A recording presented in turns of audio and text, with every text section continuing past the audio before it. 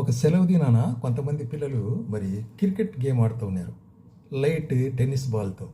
అప్పుడు ఆడేటప్పుడు ఒక అబ్బాయి ఏం చేశాడు, దాన్ని చాలా స్పీడ్గా కొట్టేశాడు. కొట్టిన వెంటనే అది ఎగిరిపోయేసి పక్కన ఉండేటువంటి పెద్ద మర్రి చెట్టు త్వర లోపలికి పడిపోయింది. అది చాలా లోపలికి పోయింది.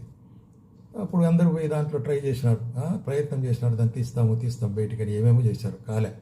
అప్పుడు ఆ దారిలో ఒక పెద్ద ఆయన పోతున్నాడు, అతన్ని కూడా అడిగితే అతను ట్రై చేసినాడు, అతని చేత కాలేదు. ఇప్పుడు ఏం చేయాలా? ఇప్పుడు ఒకరినొకరు మరి తిట్టుకుంటున్నారు, నీ ద్వారా గేమ్ పాడైందని. అప్పుడు ఇంకొక అబ్బాయి వచ్చాడు కదా దారిలో, వచ్చి ఏం ప్రాబ్లం అన్నాడు. అంటే చెప్పారు సార్ ఎట్లాగని.